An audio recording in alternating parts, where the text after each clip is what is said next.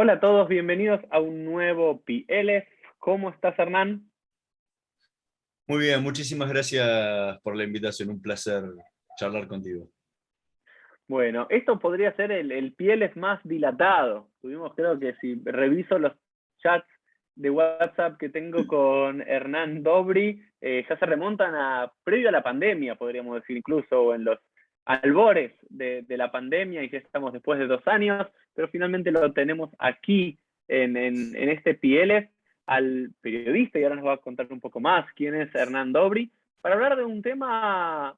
Creo que a todos los que somos judíos argentinos, argentinos judíos, y habitamos ambas identidades, nos es muy cercano, que tiene que ver con la última dictadura militar en la Argentina, del 76 en adelante, y lo judío. Vamos a hablar hoy de lo judío durante la última dictadura militar en la Argentina en el sentido amplio, ¿no? Los judíos desaparecidos, los rabinos en Malvinas. Invitamos a Hernán porque escribió varios libros al respecto, ¿sí? De los cuales creo que leí 3 de 4, ¿son 4 en total? Son 4 en total, así es. Bueno, tengo 3 de 4, aprobé con el 75%. Muy bien. Creo que leí 3 de 4. Bueno, Hernán, ¿quién es Hernán Dobry? Y si podés contarnos un poquito de cuáles son estos 4 libros, por lo menos de los títulos, así los que les interesa lo que estamos hablando pueden profundizar más en los mismos. Bueno, presentarme, soy periodista desde hace muchos años, año 93, así que no quiero hacer la cuenta para no sentirme viejo. No, son Y 29 nada más, yo te la hago rápido, son 29. empiezan a pesar. Y aparte, bueno, tengo una maestría en Relaciones Internacionales y estoy terminando mi doctorado en Historia.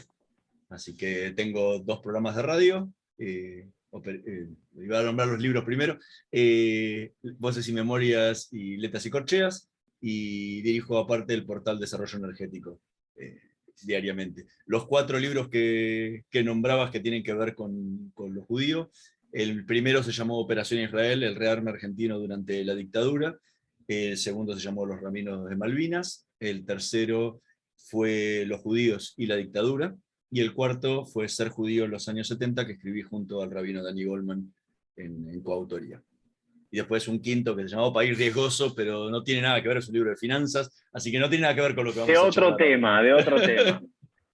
Pero al tema que nos invita o nos invitamos a hablar hoy en Pieles tiene que ver con esos años oscuros de la Argentina, quizás los más oscuros que vivimos en el último siglo en nuestro país.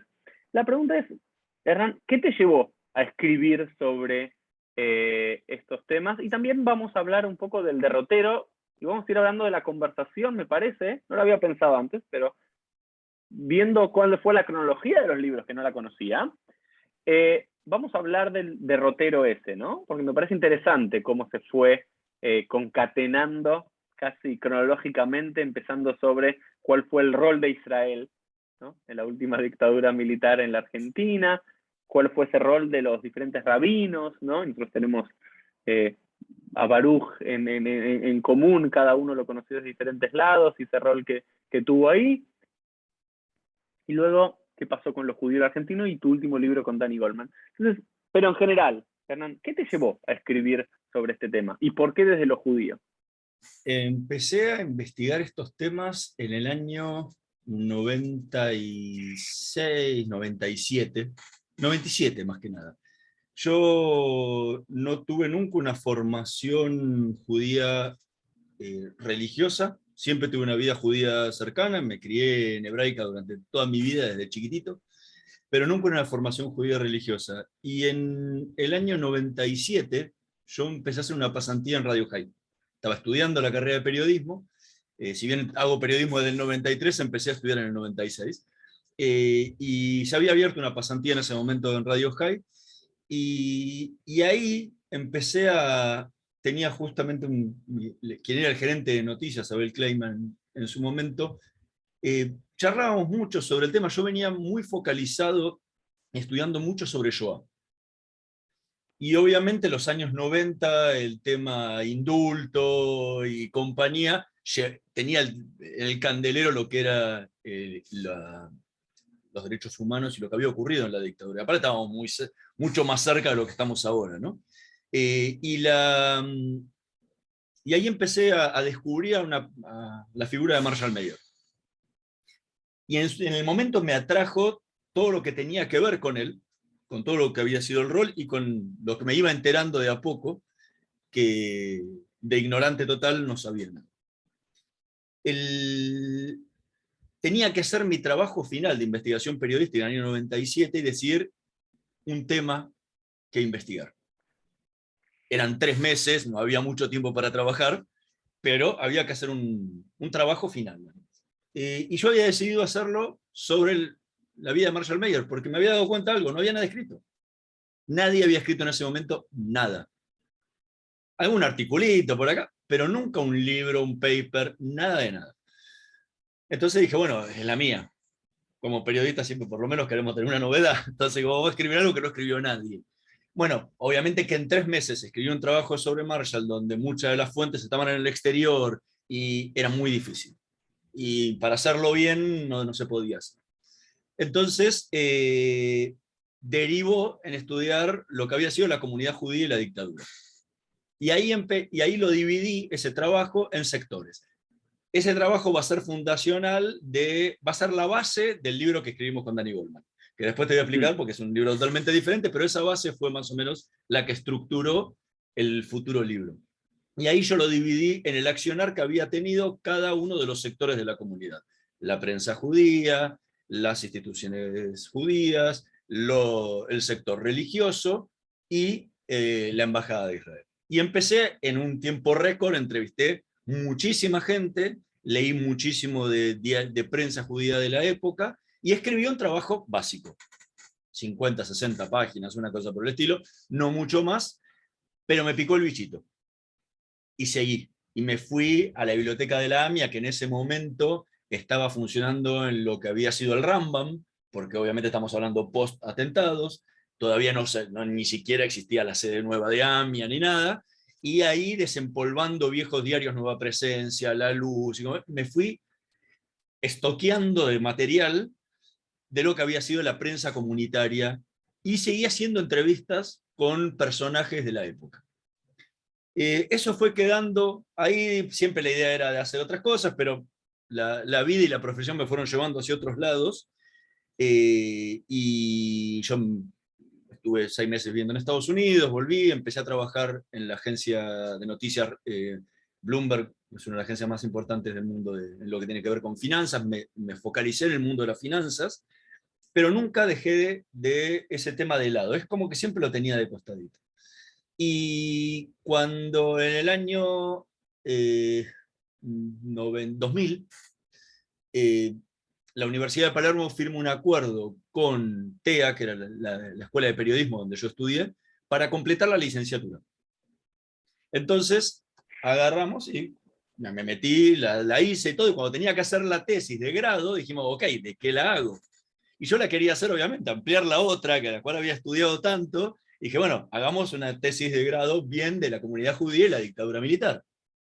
Y me dijeron, no se puede. Las tesis tienen que tener que ver con periodismo. Entonces dije, ok, vamos con Nueva Presencia, que es un medio al que la historia olvidó. Injustamente olvidó. Entonces escribí mi tesis que se llamó Nueva Presencia y la dictadura, que va a ser la base de los judíos y la dictadura, mal llamado así, no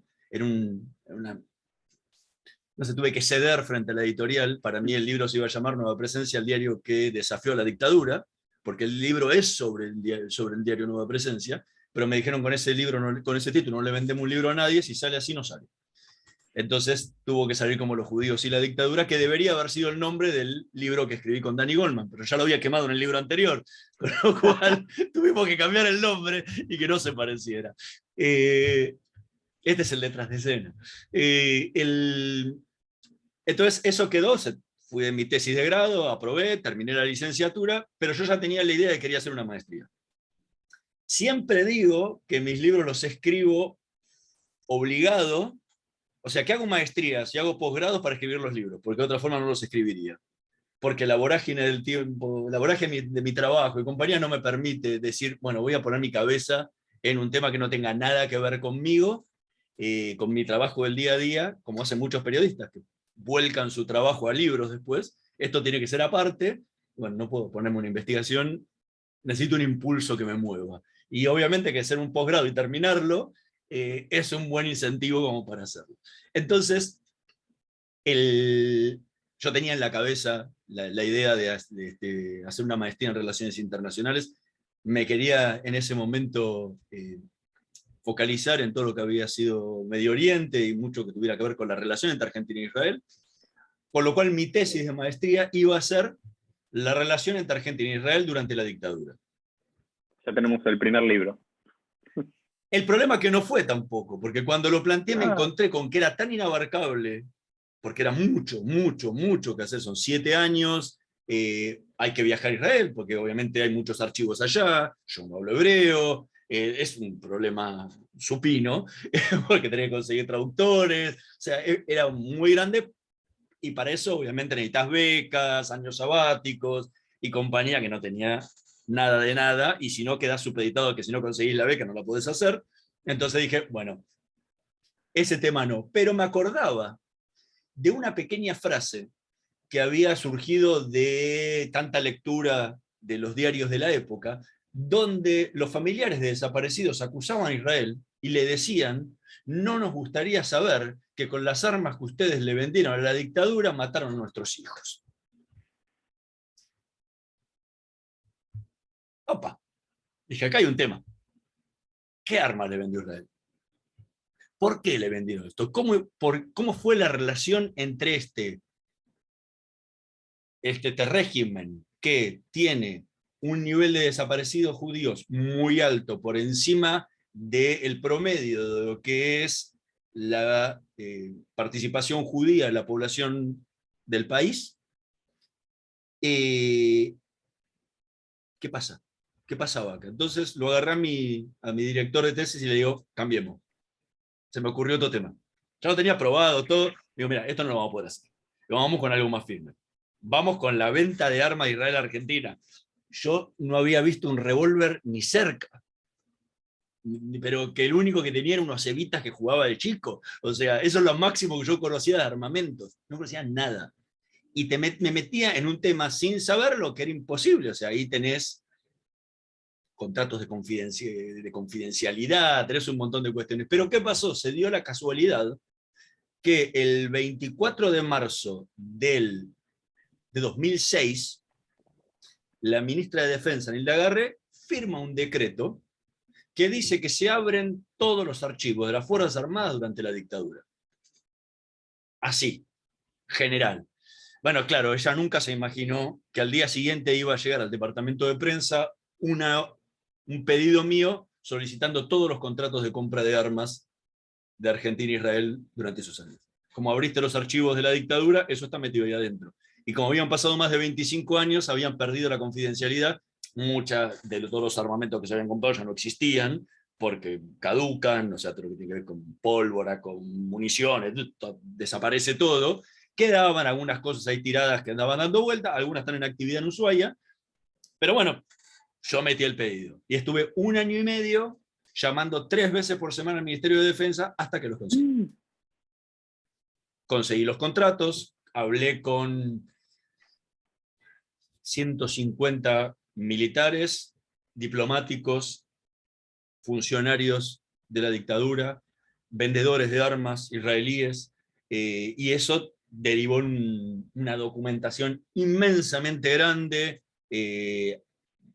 y conté paso a paso todo lo que fue el proceso de compra de armas de Israel, de Argentina a Israel, y aparte todo lo que fue la relación diplomática entre ambos países, todo lo que enumeré, hice por la primera vez que se enumeran las votaciones argentinas en la ONU en todo lo que tuvieran que ver con causas vinculadas con Israel desde el año 48 antes de la fundación del Estado, es 47 porque la división de Palestina se decide en el 47, desde el 47 hasta el 83, una por una, cómo votó Argentina, cómo votó Latinoamérica, todo en cuadros está armado y comparado, cómo fue la relación de Israel con América Latina, por qué Israel vende armas, cuál es la razón por la que Y Israel lo lleva a vender armas.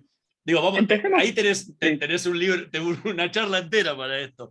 pero Pero empecemos por eso. Tratemos de meter ahora, Hernán, y después lo que me va a gustar es, ya vi la de la primera tesina, después la tesis de licenciatura, ya escuchamos un poquito de la de maestría, y después ahora quiero saber la del doctorado, ¿no? Eso déjamelo después, no tiene déjamelo nada, picando, no tiene porque nada que ver con esto, dale. yo Tiene que creí ver que con algo iba. judío, ¿eh? Tiene que ver con algo Bueno, judío, pero no tiene pero que ver con la después me dictadura. sorprendés para el final, y si me olvido de preguntarte, cerramos el programa sabiendo qué libro va a derivar de la tesis doctoral.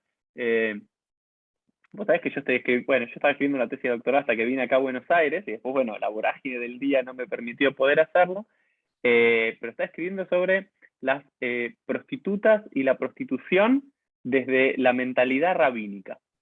¿Okay? Wow. Cómo son vistas las prostitutas y la prostitución. Pero bueno, Y pero acá, nunca, y acá tenemos, y nunca acá con tenemos trabajo una de larga campo. data. Lo mío no, lo mío no es con trabajo de campo, lo mío es Eso solamente bueno, investigación de fuentes. es una lástima. Es una investigación de fuentes. Pero bueno, volvamos acá a lo importante luego de esta pequeña digresión. Empecemos por este tema, ¿no? Este tema sensible. Por un lado, Israel, y vemos la actuación de Marshall, tuvimos una entrevista con Diego Rosenberg hace un par de semanas atrás en Pielef, que él escribió uno de los libros, una de las biografías de Marshall Mayer, ¿no? Que era también un tema que, como me dijiste, te interesaba a ti, en relación a su trabajo con la dictadura. Y vemos por un lado que Israel, muchos judíos argentinos perseguidos por la dictadura se refugian en Israel, e Israel se convierte en un refugio para ellos. Pero por otro lado, Israel vende armas y vende Dubim, vende los sobre todos, ¿no? Sí. Que se utilizaron en las Malvinas para ese frío. Sí. Explícame un poquito eso. ¿Es realpolitik? ¿Qué es lo que juega en este escenario? Mira, son dos cosas, o sea, son dos cosas separadas. ¿Por qué son separadas? La venta de armas de Israel a la Argentina empieza en agosto del 78. Con lo cual, no quiero tirar un número porque parece un número, lo van a tomar como algo certero y no es certero, pero la gran mayoría de las desapariciones ya habían ocurrido. No lo digo yo, lo dice la CONADEP. Si uno mira las gráficas, 76, 77, 78, hasta el Mundial, y un poquito después, era lo máximo, los picos más altos. A partir de ahí, 79, 80, empieza a bajar paulatinamente el número de desaparecidos. Con lo cual, el rescate de toda esa gente es previo a la venta de armas. Con lo cual, ya te tiro la primera, que es la respuesta a los familiares con los que después conversé y me dijeron, lo usamos para chicanearlos para que hablaran y hicieran algo, pero sabíamos bien que eso era mentira, pero había que chicanear de alguna forma. Eso lo aclaramos en el libro con Daniel. En lo que tiene que ver con venta de armas, es una casualidad, o una causalidad podría ser. Israel tiene relación con tema de armamentos con Argentina desde principios de los 70, no de ventas, pero los argentinos siempre se interesaron por Israel porque los israelíes tuvieron durante mucho tiempo un avión estadounidense en funcionamiento que se llamaba A4, un A4 Skyhawk. Ese avión Israel lo había modificado, le había hecho algunas variantes para mejorarlo porque los cañones disparaban mal, y obviamente los utilizaron, los actualizaron porque no le puede funcionar más nada a Israel por razones obvias. Y los argentinos tenían el mismo problema porque le habían comprado los estadounidenses el mismo avión y nadie le resolvía el problema, entonces iban a averiguar cosas. Cuando los yanquis no le querían vender cosas a Argentina, porque Estados Unidos usa las armas como herramienta política, entonces iban a Israel a tratar de comprarle cosas que los israelíes no se las podían vender porque necesitaban autorización de Estados Unidos. Bueno, o sea, la relación existía, pero nunca le compraban nada importante. ¿Por qué? Había mucho antisemitismo, y se lo decían claro. Decía todo los israelíes le presentaban carpetas con esto, con lo otro, va a modificar esto, va a modificar. Y le Dentro decían, de las Fuerzas Armadas argentinas, digamos, el impedimento tenía que ver con el antisemitismo de las Fuerzas claro, Armadas. le decían Okay. los propios militares, decían, es excelente todo lo que nos están presentando, pero no les vamos a comprar nunca. Dice, ¿por qué? Porque ustedes son judíos y mataron a Cristo. Así, textual. Aunque te sorprenda, es así. Entonces, los despreciaban constantemente. Hasta que en el año 78 llega la posible guerra con Chile, y los argentinos se dan cuenta, no sé cómo estaban los chilenos, pero los argentinos se dan cuenta que tenían 2 boleadores y una gomera. Claro, la guerra era en diciembre, porque iba a ser para la época de Navidad. Ok, tenías 4 meses para rearmarte. Las armas, no sé cómo lo entenderá la gente, pero no es algo que está en la estantería del fabricante y que dice, bueno, dame 10 aviones, 4 barcos, 3... No, eso se pide con 2 años de anticipación y compañía, y es un proceso de fabricación y te lo van entregando en base a pedidos y tiempos. No tenés dame ya. La única forma que tenés dame ya es comprar algo usado, que alguien no deje de usar. Se lo pidieron a los ingleses te decían, te vendemos todo lo que vos quieras, pero nuevo. Los franceses lo mismo. Fueron por todos lados, buscaron por todos lados y nadie le podía vender nada, porque obviamente los fabricantes quieren vender lo nuevo, no te quieren vender el avión usado, porque en eso reside su negocio. En eso va el representante de una empresa que se llama ISREX, que era el representante era una empresa de trading. Entonces, ¿qué hacía? Representaba a empresas israelíes en Argentina y vendía los productos que ellos vendían. Originalmente vendía sistemas de riego y compañía, que era lo que estaba en boga en ese momento. Entonces van al comando de la Fuerza Aérea y le dice, mire, nosotros tenemos unos aviones Neger que le podemos ofrecer. Entra el comodoro a la reunión de brigadieres y dice, mire, tiene unos...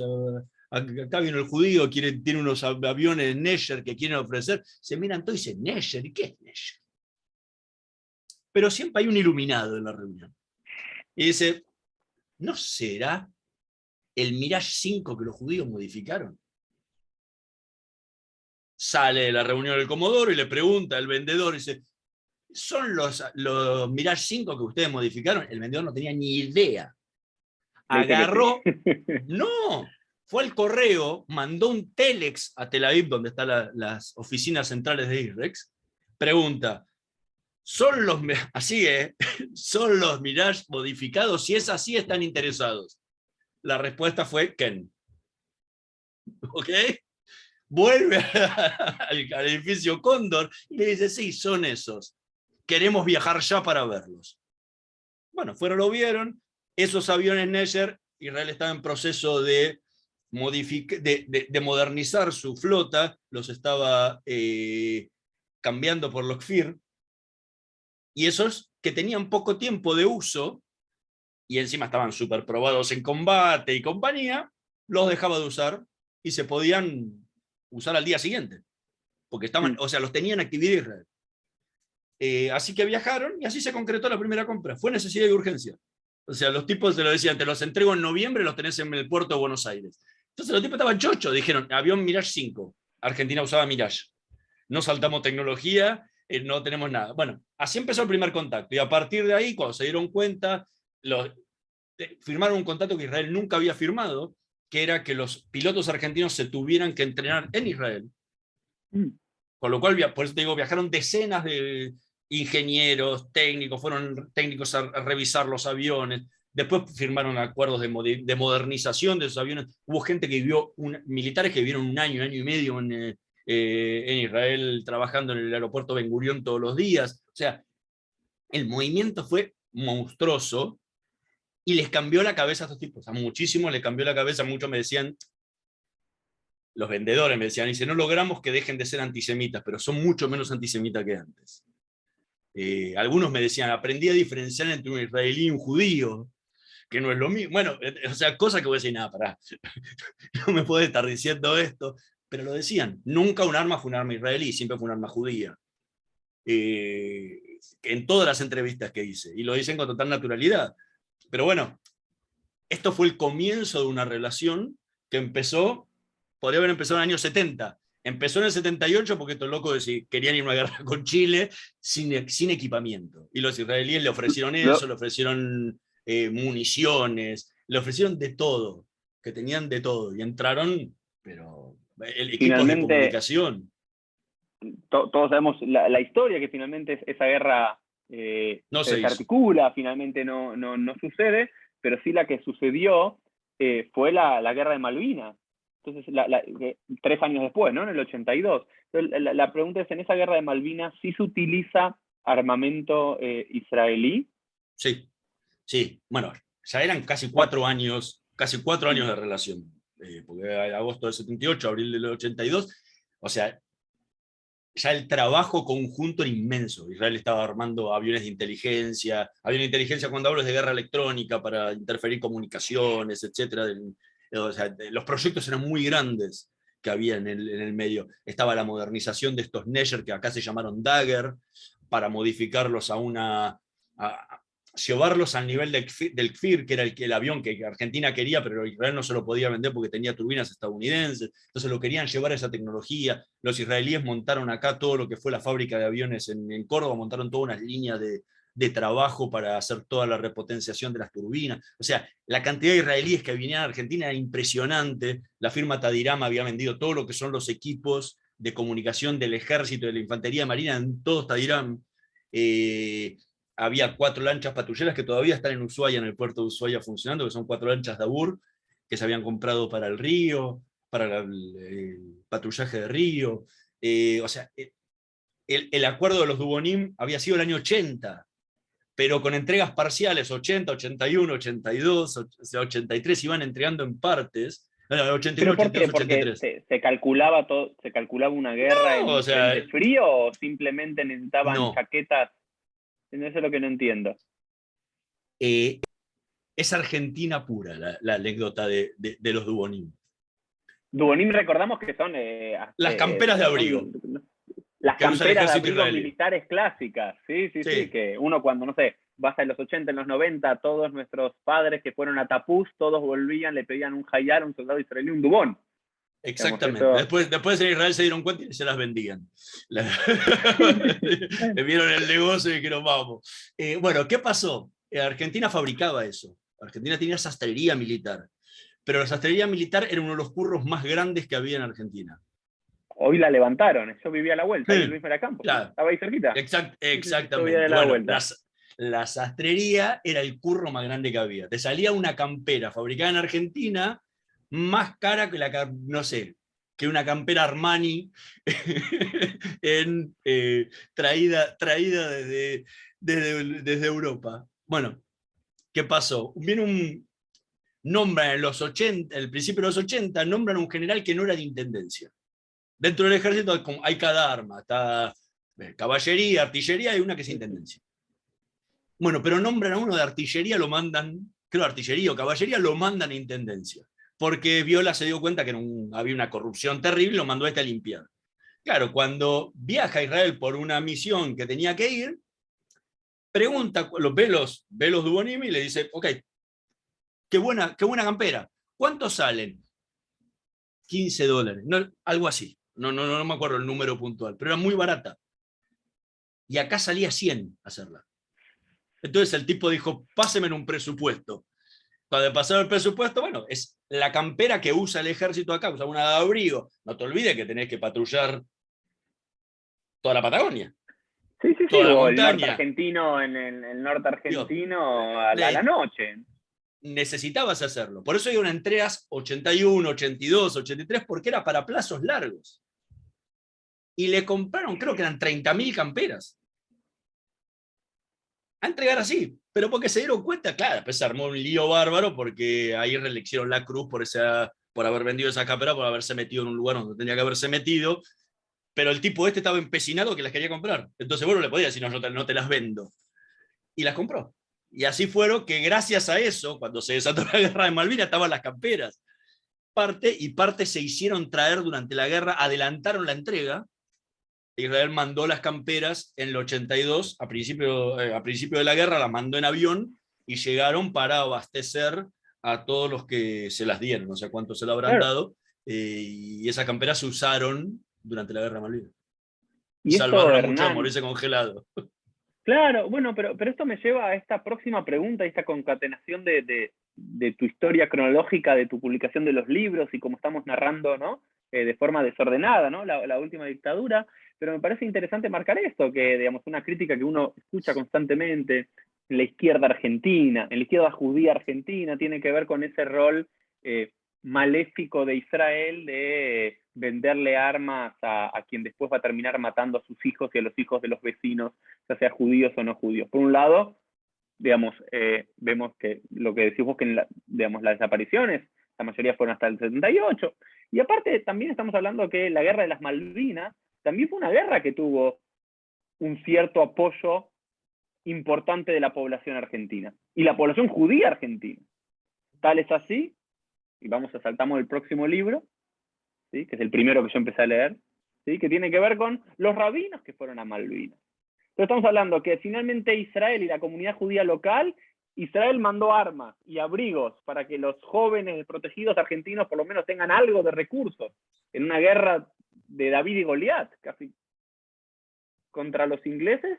Y por otro lado, la comunidad judía local, excepto algunas voces, apoyaron al comienzo de la guerra, como una reivindicación nacionalista. Y acá entran los rabinos Malvinas, y acá entra Marshall Mayer, entra Baruch Plavnik, el Rab Dines, Felipe Yaffe. Contanos un poquito de este episodio particular de la historia judía en las Malvinas. No hay una certeza total de que la venta de armas haya influido en la aprobación de que los rabinos viajaran al conflicto del Atlántico Sur. Pero posiblemente influyó y mucho. O sea, no tengo una prueba. No hay alguien que me diga, no, como nos vendían armas, se lo aprobamos. No. Pero es muy posible que ahí sí ya llevaban 4 años de comercio. Israel se involucró mucho en la guerra. Porque todos hablan de y los aparte, rabinos. perdón, dijiste antes, una disminución del antisemitismo a través de las cúpulas militares, que eso Sí, en general era para esa disminución se veía en quienes viajaban y permanecían muchos meses en Israel. Sí. Porque tenían que convivir con los israelíes todo el día y se daban cuenta que no tenían cuernos y cola de diablo como se los pintaban muchos capellanes en su momento. Entonces, en eso cambió. Pero bueno, no nos olvidemos una cosa, Israel trianguló un montón de equipamiento a través de Perú para enviárselo a Argentina en el momento que Argentina más lo necesitaba. O sea, la flota inglesa se tuvo que correr varias millas hacia el costado porque Israel le mandó tanques de abastecimiento de combustible para los aviones que iban a bombardear a los barcos británicos, y eso le permitió ganar autonomía y bombardear durante más tiempo y a más distancia, y eso fue terrible para la flota inglesa, porque los jodió en la logística como loco, más allá de los Dubonim, y más allá de los misiles que mandó y compañía, que algunas cosas usaron, otras no. Pero incluso Israel hubo 2 israelíes en Malvinas, cosa que poca gente sabe, instalando equipos de cifrado, porque los cifradores que tenía Argentina estaban pinchados por Estados Unidos. Israel le mandó equipos Tadiram específicos que se instalaron en Buenos Aires, en Comodoro Rivadavia y en Puerto Argentino, y como los argentinos no sabían instalarlo, fueron 2 israelíes a instalarlos. O sea, el involucramiento, pilotos israelíes que estaban entrenando a pilotos argentinos en Tandil se ofrecieron a volar los Dagger acá en Argentina, los Neger. Dice, yo conozco el avión. Dice, los que están enfrente son ingleses y mataron a mi familia. Dice, son mi enemigo. Yo quiero ir a pelear con ustedes. Estás hablando de la ocupación británica del 48, ¿no? Estábamos cerquita, 48 sí. Hasta 48, de 82. No había pasado tanto tiempo todavía, y todavía algunos tenían abuelos y compañía que habían peleado la guerra de la independencia, que habían estado dando vueltas por ahí. Incluso, y esto es una anécdota que cuentan los compradores, los vendedores de armas israelíes, cuando se le sientan a Begin, que en ese momento era el primer ministro, para explicarle el tema de Malvinas, y le dicen, mira, Argentina está en conflicto con Inglaterra porque los ingleses ocuparon las Malvinas en forma colonial, y con los derechos son de Argentina, bla, bla, bla, bla, bla, bla, y Begin lo paró y le dice, ustedes no me van a venir a decir a mí la mierda que son los ingleses. disculpando la palabra, porque estoy usando los términos que utilizaron.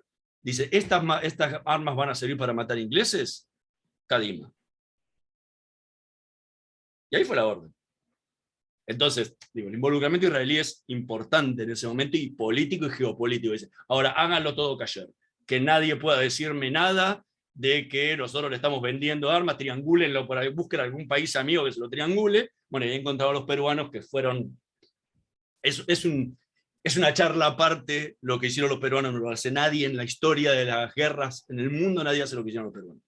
De firmarte documentos en blanco y decir, comprá lo que vos necesites a mi nombre. No lo haces ni con un familiar tuyo. Darle un cheque y decir, comprá lo que necesites. Nada, los peruanos lo hicieron. Nada, lo que voy es, en ese clima se da que en un kidushito, que eran las reuniones que hacía el Marshall en post Shabbat en su casa, se dividieron dos grupos. Un grupo decía, estábamos hablando después del desembarco, ¿no? Después del 2 de abril, decía, dice, no podemos apoyar a la dictadura, porque estos tipos son asesinos, están matando judíos, no podemos respaldar nada que hagan estos tipos. Esa era la postura de Marshall y de algunos de sus seguidores. Otro grupo que lideraba Baruch decía, no, las Malvinas son argentinas. Recuperamos la Malvinas, yo no puedo poner a esto. Toda mi vida me enseñaron que las Malvinas son argentinas. Tenemos que apoyar, no podemos quedarnos al margen. Sí, aunque salgamos a luchar por los derechos humanos, aunque critiquemos a lo que hace la dictadura en esto y aquello, esta es una, entre comillas, causa justa, vamos a llamar. Entonces estaba ahí la discusión entre las dos partes. Entonces Marshall le dijo, ok, acá va a haber guerra, van a ir judíos seguramente, porque están en el servicio militar, entonces tiene que ir un capellán, claro, con su mente yanqui. Guerra, capellán. Acá guerra, capellán no existía. O sea, no existía guerra y no existían capellanes judíos. Entonces Baruch dijo, ok, yo voy. Nunca habían existido en la historia argentina capellanes judíos, ¿no? Como, a ver, sabemos que en Inglaterra, en Alemania, en Estados Unidos, en Francia, en Polonia, países que tienen historia de guerra, siempre hubo, digamos, capellanes católicos, protestantes, judíos, que tenían rango militar, y hasta en Estados Unidos, hasta el día de hoy sigue siendo algo hay un libro importante. magnífico, hay un libro magnífico, que los que lean inglés lo pueden conseguir en Amazon, que se llama The Fighting Rabbis, que es la historia de los rabinos que fueron con las tropas estadounidenses en la Segunda Guerra Mundial y se encuentran, se me pone la piel de gallina de nombrarlo, se encuentra con los sobrevivientes. Y el dilema de cómo tratar una situación así rabínica, bueno, entra en otro terreno, pero el libro es magnífico. O sea, y hay rabinos en las Fuerzas Armadas estadounidenses desde la Guerra de Secesión. Wow. Así que es una tradición, lo mismo en Inglaterra. Pero acá en Argentina, hasta el 82, nunca hubo... Nunca, digamos, y hasta hoy tampoco. Okay. La única vez que hubo rabinos como capellanes prestando asistencia espiritual a conscriptos judíos fue entre el 14 de mayo de 1982 y el 14 de junio de 1982. Parece poquito. Un mes. Y bueno, porque hasta que ve la burocracia. O sea, el kidushito fue una semana después de que la recuperación, entre que se pusieron de acuerdo, dentro de la DAIA había una idea también de pedirlo, se pusieron de acuerdo los dos, empezaron las gestiones, que de aquí para allá, y decidieron quién iba, y viajó. Bueno, llegó el 14 de mayo, llegó Baruch a Comodoro. ¿Y quiénes fueron los que fueron? Baruch Plavnik, bueno, Felipe hubo Yace. Una interna, porque cuando se lo plantean, aunaron fuerzas entre Marshall y la DAIA, aunque todo el mundo quiere armar de que Marshall y la DAIA se mataban y compañía, él tenía una muy buena relación con Nehemías Resnitsky, que era el presidente de la DAIA, y una excelente relación con Ram Nirgad, que era el embajador en la primera época de Israel en Argentina. Después fue Dov Shmorak el último. Cuando decidieron, Marshall había pedido para que fuera Baruch, entonces empezó toda una vuelta de qué hacemos, quién va, quién no va, y dijeron, no, hay judíos en muchos lados, nadie sabía bien dónde, porque nadie sabía cuáles eran los conscriptos que habían mandado, movilizaban regimientos de acá, de allá, iban y volvían, o sea, era un caos. Y hasta que tu papá no decía, mi hijo está yendo, y no, aparte ni sabía dónde habían ido, porque los chicos no podían decir a dónde iban, no sabían si estaban en Malvinas, en Comodoro, a dónde los habían llevado. Empiezan a enterarse cuando empezaba a llegar carta, pero ya era muy avanzado.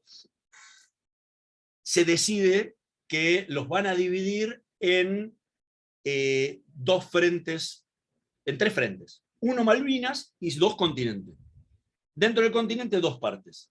Los dos centros logísticos más importantes que tuvo la guerra, que fueron Río Gallegos y Comodoro Rivadavia. Hubo otros, Río Grande, así, pero los dos más importantes ahí fueron Comodoro y Gallegos. Entonces, ¿qué se decidió? Como el que se había autopropuesto era Baruch a Malvinas. ¿Ok?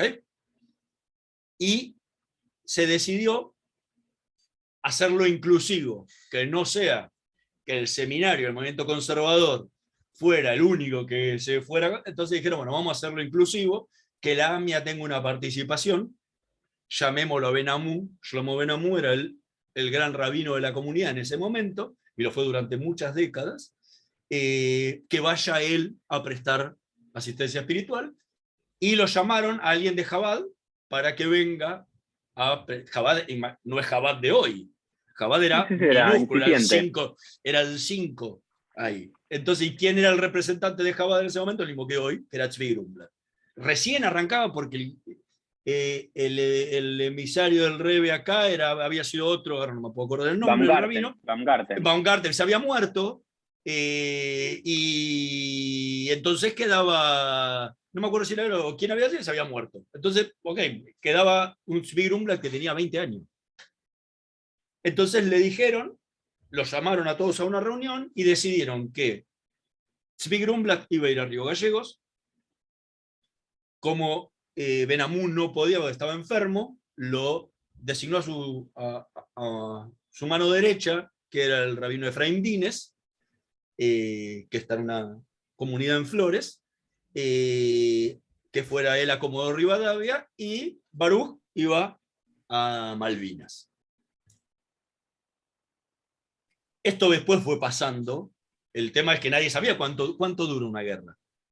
Sí, sí. Un mes, 15 días, 6 meses o 3 años o 10 años. Obviamente con tanto tiempo no iba a durar, pero bueno. El problema era que cuando vos te vas de tu comunidad, ¿quién queda? Nadie. Y vos tenés que seguir casando, tenés bar mitzvot, o sea, tenés que seguir laburando, o sea, tu comunidad tiene que seguir laburando. Y si vos no tenés un reemplazante, es un problema para tu comunidad. Te va a decir, está todo lindo, muy bien la guerra, pero decime quién viene. Bueno, entonces que tuvieron que hacer postas. Entonces dijeron, bueno, 15 días va Baruch, vuelve, 15 días va Felipe Yaffe, en ese momento rabino del centro israelita de Córdoba, el rabino allá, lo reemplaza. Con los Grumblat fue familiar, porque volvió Tzvi, fue Nathan Grumblat a reemplazarlo, y con Dine no había reemplazante. Así que volvió y no lo reemplazó nadie. Iba a volver él, después de un tiempo iba a volver él, pero en el interín se terminó la guerra. ¿Qué pasó? Baruch llega a Comodoro Rivadavia, que era la escala previa para cruzar a Malvinas. Malvinas se cruzaba normalmente o desde Río Grande, o desde Río Gallegos, o desde Comodoro, que son los 3 puntos más cercanos. Y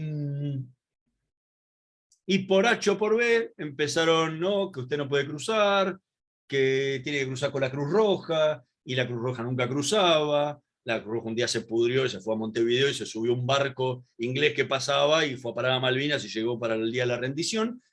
Pero claro, un rabino no podía subirse a un barco, hacer lo que quería. La Cruz Roja eran todos suizos y podían hacer lo que querían ellos. El rabino no podía, con lo cual se tuvo que quedar en Comodoro Rivadavia esperando, y lo movieron a Dines, a Trelew y Rawson, que era un centro de la Marina, donde también estaban acantonadas muchas fuerzas.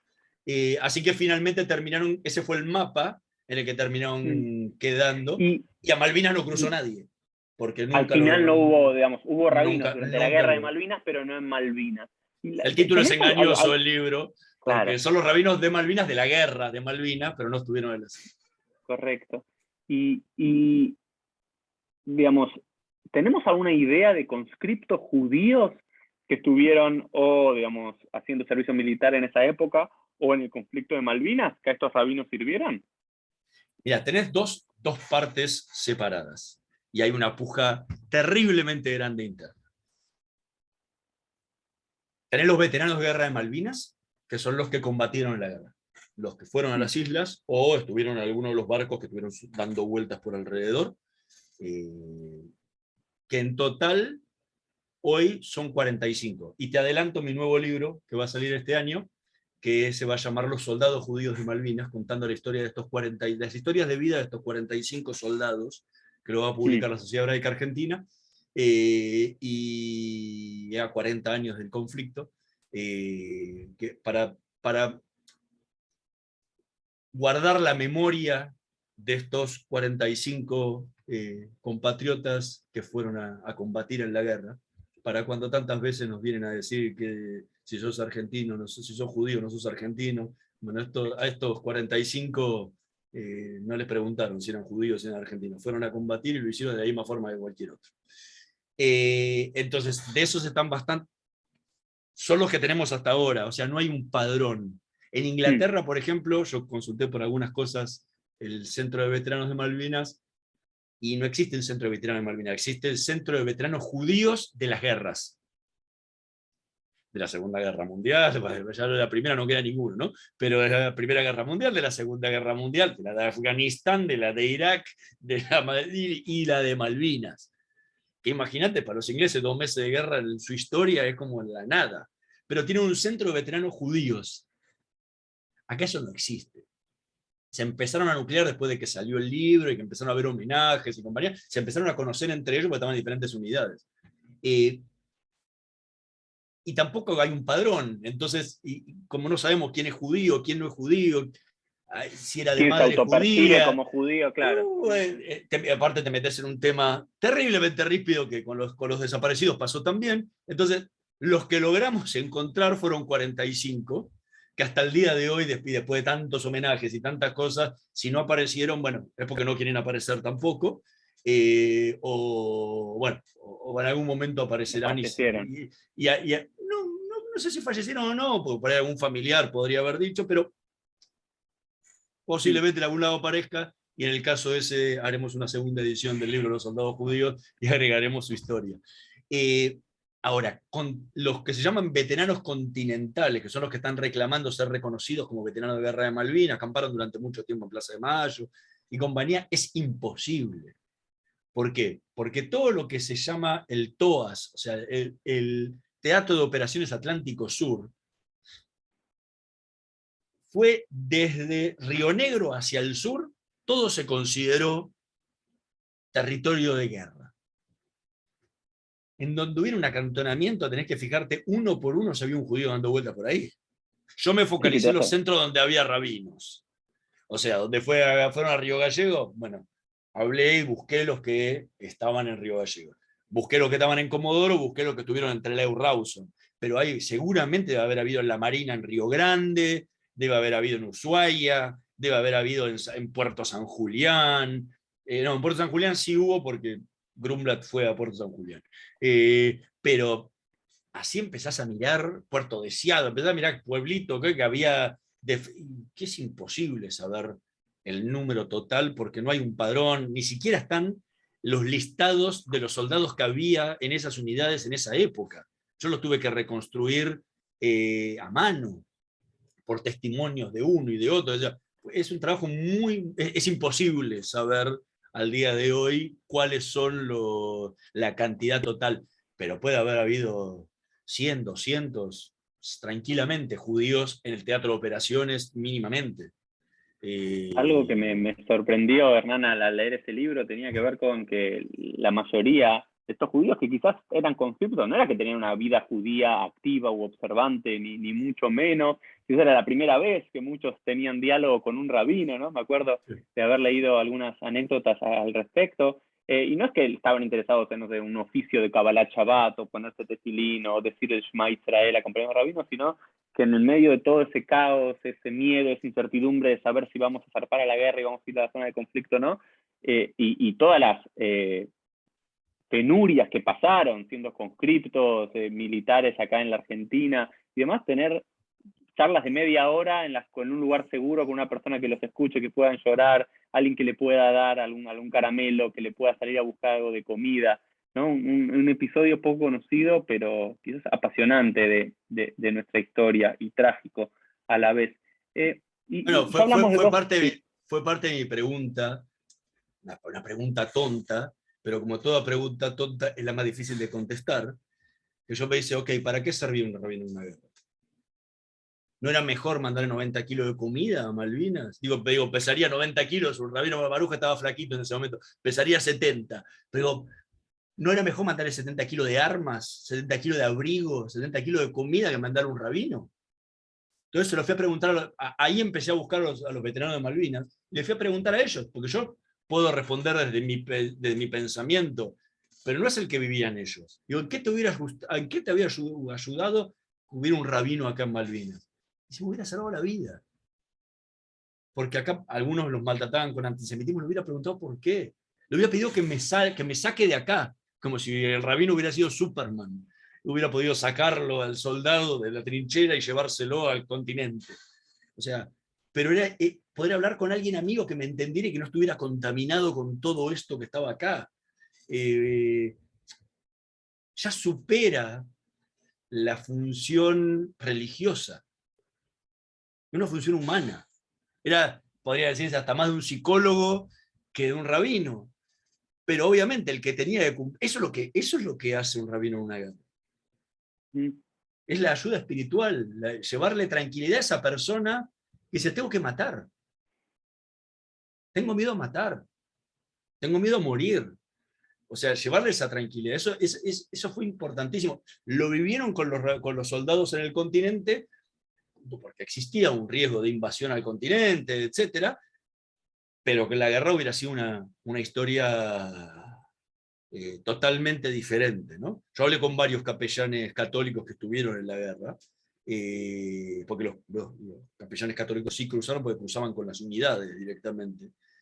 Y es muy fuerte. Vos lees los libros que escribieron cruzaban algunos porque de también ellos. los capellanes acá tienen rango militar, los católicos. Sí, forman parte Acá de la esa es la unidad. diferencia, porque los rabinos no podían cruzar porque no eran militares. Era una No, cuestión de... Eso sí. ellos forman parte de la unidad. O sea, la Claro. unidad cruza el capellán. O sea, cruza los tanques, cruza el capellán, cruza el cocinero, cruzan todos. O sea, ahí no hay separación de una cosa y la otra.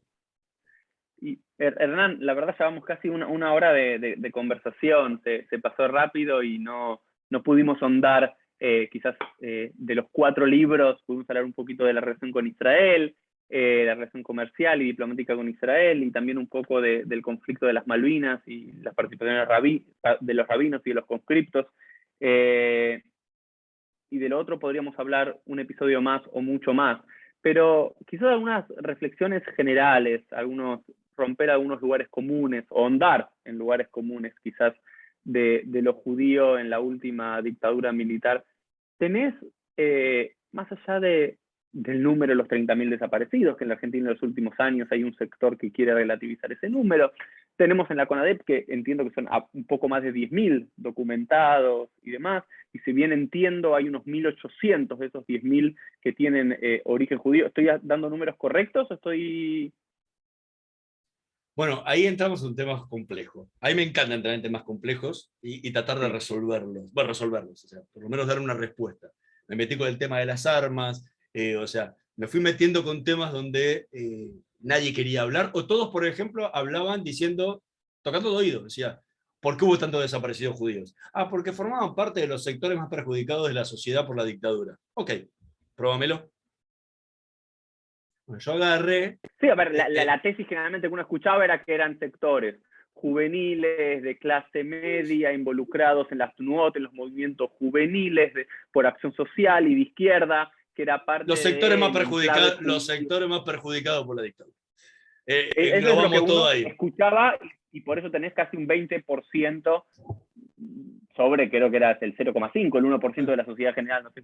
Okay. Son menos los números. Ahora, próbamelo.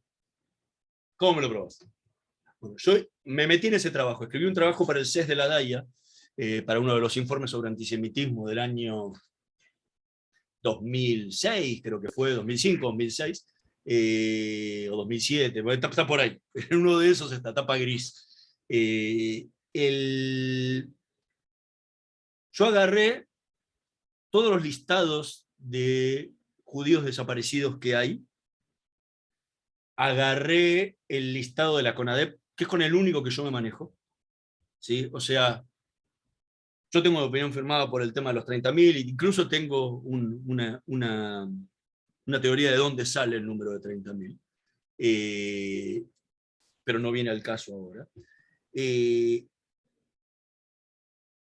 Pero para hacer una comparación, yo no puedo hacer una comparación en base a los 30.000. Pues ¿cuántos judíos desaparecidos hay? Y bueno, si te fijas en una época habla de 500, después habla de 900, después de 1200, después de 1800, he escuchado números de 2000, en cualquier momento va a haber más judíos desaparecidos que desaparecidos en sí. Sí. Todos los días le cambian el número. ¿En base a qué le cambian el número? Nadie tiene un fundamento de nada. No es que aparecieron 200 denuncias nuevas, entonces de 1500 pasó a 1700. No, viene uno y ya son 2000 desaparecidos, y todos repiten. Uno trae el otro. Ahora, ¿cuántos hay? Bueno, ahí hay un despelote bárbaro. Por ejemplo, lo contaron en una presentación del informe de desaparecidos de la DAIA, también en esa época, 2006, 2007, que se hizo en eterna cadencia, que hijos de algunos de los desaparecidos que estaban en esa lista pidieron eliminar a su padre de la lista porque no se consideraba judío. Y nunca le hubiera gustado formar parte de esa lista. Es fuerte. ¿Y la respuesta cuál fue? Dice, yo entiendo tu respuesta, pero seguramente cuando tu papá se lo llevaron y lo torturaron con más saña porque era judío. Como pasó en general. Entonces, es un tema. Segundo, lo vimos recién con los soldados. ¿Quién es judío?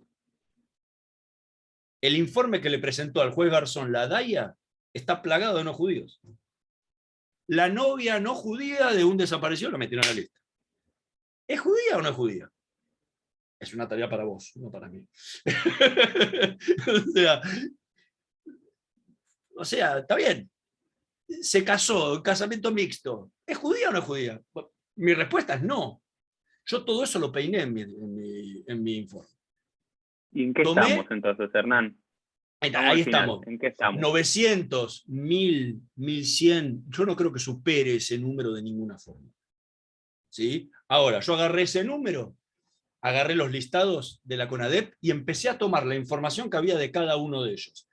Viste que la CONADEP tiene 5 o 6 estadísticas que hace, por edad, por sexo, por profesión, por año de desaparición. Me estoy olvidando una que ahora no me acuerdo. ¿Por ubicación? No. Por ubicación, que esa la saqué. Porque la comunidad judía está nucleada muy en Buenos Aires disparmente. Y nada más. Y claro, entonces te iba a dar un descuajeringado total si tenía que comparar estadísticas. Pero todas las demás las comparé. Y dieron exactamente igual que la lista que las de la CONADEP. Vos sabés que la ley de la estadística dice que si vos sacás una muestra al azar, esa muestra debe dar similar a la torta original, ¿no? Y así fue. Dieron exactamente igual. La única que se invierte es la de profesión, donde el movimiento obrero tenía la mayor cantidad de desaparecidos y la de judíos eran estudiantes. Pero una cuestión de clase social.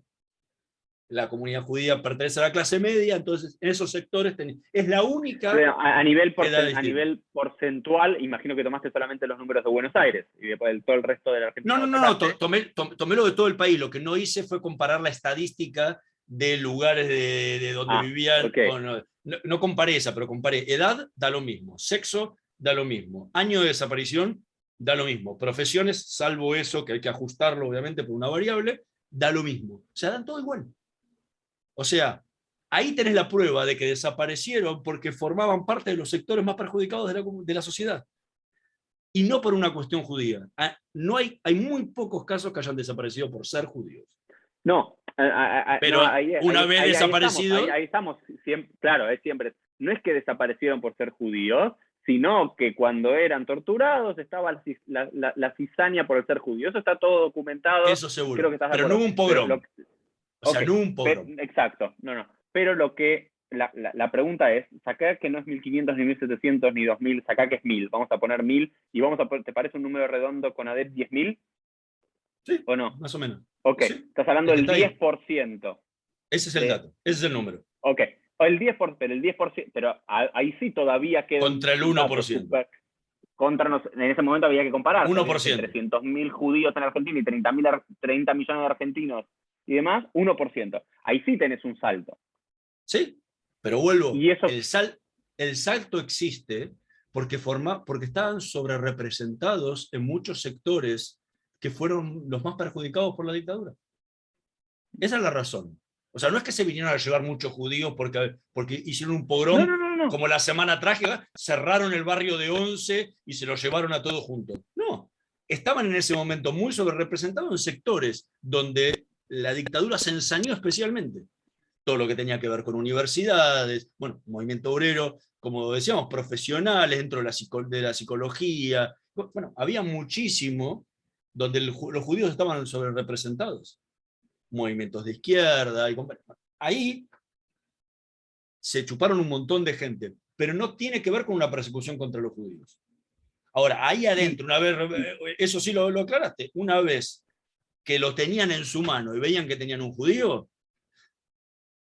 tenían una hazaña especial. A mí no me gusta decir los torturaron más o menos porque no existe un torturómetro.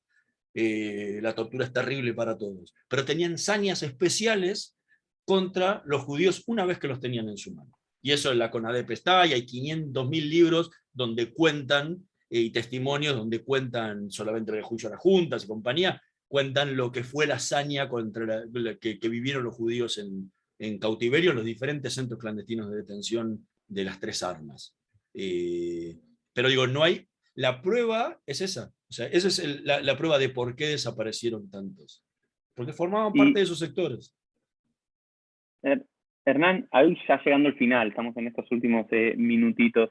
En todas estas investigaciones, en todos estos libros, eh, ¿algún lugar común que hayas desvelado para, digamos, no hacerlo común y que te hayas eh, descubierto algo que no sabías o que estaba muy asentado en el pensamiento normal de la comunidad judía argentina, de sus actores o de la relación con los militares? Uno o dos puntos que quizás no los pudimos ahondar en nuestra entrevista que quisieras compartir. Bueno, dos especialmente fueron el tema de la venta de armas, cómo se dio. La segunda fue obviamente el tema del porqué de las desapariciones en la época de la dictadura. Y el tercero tiene que ver con el rol de Israel en general, ¿no? No, Israel fue cómplice de la dictadura por esto. O sea, Israel fue uno de los, si no el país que mayor cantidad de gente rescató de morir en manos de la dictadura. Desaparecido no rescató nadie. Hay muy poquitos casos de desaparición que hayan sido legalizados y hubieran sido rescatados. El caso de Timerman es uno, y encima Israel estuvo involucrado. Hay muy poquititos, o sea, nadie salvó desaparecidos, ni los estadounidenses, ni los suecos salvaron a la sueca que secuestraron, ni los franceses a las francesas que habían desaparecido. Nadie pudo sacarlos. Ahora, rescataron un montón de gente que estaba en peligro de desaparecer y sacaron a mucha gente que estaba presos a disposición del Poder Ejecutivo Nacional, o sea, lo que llamarían preso político o los blanqueados. En eso Israel tuvo un privilegio único. Sus cónsules tenían permiso para visitar las cárceles para hablar y ofrecerles la posibilidad de salir del país e irse a Israel a argentinos de origen judío. Ahí tenemos yo se lo dije un día al ex canciller Camilión, le digo, o los militares fueron los más sionistas del mundo o los más antisemitas del mundo. Porque para ellos o todos los judíos eran extranjeros o tenían la base del sionismo de que todo judío tiene derecho No, a irse a Israel, ¿no? eso que decís, Hernán, me parece, digamos, maravilloso, maravilloso en todo el sentido, ¿no? Pues muchas veces los judíos intentamos decir, no, Israel es una cosa y los judíos somos otra cosa. Que Israel es un Estado judío, cierto, pero yo como argentino soy un argentino judío. Pero, pero aún así esta tensión existe, porque de la misma forma digamos, que las armas eran armas judías y no armas israelíes, por el hecho de ser judío o tener ascendencia judía, un cónsul de un país del cual ellos no eran ciudadanos, el Estado argentino le daba la potestad para salvarlos y ellos mismos buscaban salvarlos. Entonces, yo siempre me trato de repetir y de repensar, muchas veces esto desligarnos que a veces queremos los judíos de la diáspora y decir, no, una cosa es lo que hace este gobierno particular de Israel, pero yo soy acá argentino. Jugamos para las dos puntas todo el tiempo. Cuando nos conviene somos cosas totalmente diferentes y cuando nos conviene somos lo mismo. No, en caso de una persecución de un judío, Israel es el garante de todos los judíos del mundo. Totalmente. Pero cuando Israel se manda una macana o hace algo que no nos gusta, no, es el gobierno de Israel, yo soy un ciudadano argentino. Entonces me parece verlo eso, en un caso particular de la dictadura con todas esas dimensiones, me parece que es bastante elocuente, ¿no? De esta identidad tan intensa y desafiante que es el ser judío. Bueno, e incluso tenés muchos casos que dijeron que no querían que Israel los salvara. Wow. Porque no querían hacer la tzabá, no estaban de acuerdo políticamente. Muchos de los que Israel salvó se quedaron en la primera escala, o sea... En Francia, ¿no? España, Italia, Francia, de donde salía el avión, salía el de Italia, quedaban en Roma y se bajaban y después iban y se juntaban con movimientos pro-palestinos para combatir a Israel, que los había salvado de la guerra de la dictadura. O sea, incluso muchos lo hicieron dentro de Israel. El caso de Timerman es uno de ellos, bien conocido, por lo menos el más famoso de todos. Y sabés que eso mismo es increíble.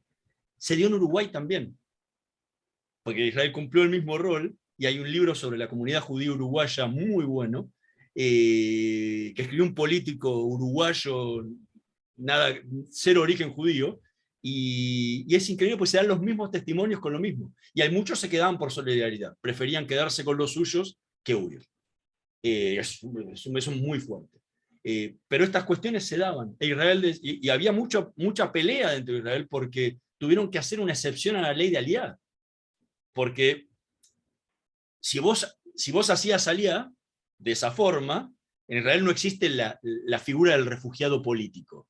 Porque si vos sos judío y querés ir, te persigan o no te persigan, te vas. O sea, no necesitas una figura del refugiado político. Entonces, los que querían sacar, claro, los tipos decían, no quiero hacer el servicio militar, pero decían, lo voy a dejar en la cárcel, no lo puedo dejar en la cárcel, me lo tengo que llevar. Entonces, ¿cómo hacemos? Bueno, tuvieron que hacer una tramoya, parece bien argentino, lo que tuvieron que hacer los israelíes, que fue que el vuelo lo pagara ahora no me acuerdo, el organismo de la ONU de refugiados políticos, e Israel le transfería la plata al organismo como parte del presupuesto del organismo para que pudieran pagar ese viaje y que no tuviera las leyes y se lo tomaba como inmigrante potencial. Entonces, que pudiera venir y no hacer la tzabá, pero se salvara. Y no se le daban los beneficios de la ley del retorno de entrada. Claro. Wow. Que se salvara, pero que se salvara. O sea, mirá lo que estábamos dirimiendo cuando estaba en riesgo la vida de una persona. O sea, no voy a hacer la tzabá, pero hermano, mañana te pueden chupar y desapareces. Oye, estaban discutiendo eso. O sea, eso hay que mirarlo en el marco de la época, de las formas, de las cuestiones que se vivían en la época, pero es interesantísimo trabajar eso, y eso me pareció que también era un punto que también es un tema tabú o tomado a la ligera o ideológicamente para atacar a Israel, y que creo que es importante contarlo. Y ahí lo contamos bastante bien tanto en Los judíos y la dictadura como en Ser judío en los años 70, el libro con Dani que hicimos en 2014. Hernán, gracias por este PLF. Costó que llegues, que estés acá, pero finalmente lo pudimos hacer. La verdad que tenés mucho conocimiento, que no solamente por escucha, sino por investigación, que creo que enriquece a todos los que nos interesa ahondar en este momento de la historia. Leí 3 de 4 libros, espero pronto leer los 5 de los 5. Que salgan. Será un placer. Y te cuento, como me pediste, en el cierre de qué se trata mi tesis de doctorado. Mi tesis de doctorado trata sobre es la biografía de un militar argentino que se llama Benjamín Rattenbach. Benjamín Rattenbach tiene que ver con Malvinas, fue quien escribió el informe Rattenbach, que fue el informe que se hizo después de la guerra, sobre el accionar de las Fuerzas Armadas en la guerra. Y este era un militar muy respetado, un tipo ya grande, murió en el 84, ya en el 83 tenía 85 años, y claro, era un tipo súper recto. Entonces agarró la comisión y los destruyó. O sea, los mató a todo lo que había sido el accionario, que es un desastre. Y el tipo lo dejó escrito, y ese es el famoso informe Rattenbach. Y me puse a investigarlo y descubrí que don Benjamin Rattenbach era el gran simulador, era un gran mentiroso, porque había mentido sobre sus orígenes. En la Argentina ningún extranjero puede ser militar. Tenés que ser argentino nativo por elección. Por elecciones, si tus padres son argentinos y vos naciste en Francia, vos podés ser argentino por elección. Pero Y no mi un hijo que nació en extranjero. Nueva York. Sí. Por eso. Pero no tú, no si vos fueras un yanqui que viene a Argentina y se nacionaliza argentino, no puede ser militar. Entonces, Benjamin Rattenbach había nacido en Galicia. Era un judío galiciano.